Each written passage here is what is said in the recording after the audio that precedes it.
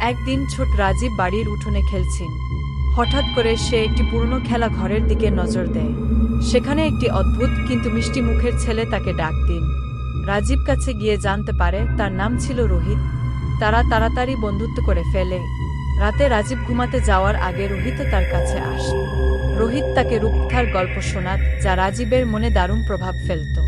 প্রতিদিন রাতে রোহিতের সঙ্গে গল্প করতে রাজীব অপেক্ষা করত। তবে একদিন রাতে রাজীবের বাবা মা তার ঘরে এসে বললেন, রাজীব, তুমি যে বন্ধু সম্পর্কে বলছ সে আসলে আমাদের পুরনো বাড়ির ভূত। রাজীব অবাক হয়ে জিজ্ঞেস করল, কিন্তু রোহিত তো খুব ভালো, সে আমাকে মজার গল্প শোনায়। বাবা বললেন, হ্যাঁ, কিন্তু ভূত হওয়া সত্ত্বেও সে তোমার বন্ধু। অনেক বছর আগে সে এখানে বাস করত। তার মৃত্যুর পরও সে এখানেই আছে। রাজীবের মনটা একদিকে খুশি, অন্যদিকে ভয় পেয়ে গেল। রাতের গল্পের সময় যখন রোহিত আসলো, রাজীব বলল, তুমি ভূত তাই না? রোহিত হাসতে হাসতে বলল, হ্যাঁ, কিন্তু আমি তোমার বন্ধু। আমি তোমাকে কখনো দুঃখিত করব না। এখন রাজীব বুঝতে পারল ভূতও হতে পারে ভালো, আর সত্যিকারের বন্ধুত্বের মূল্য অন্যরকম।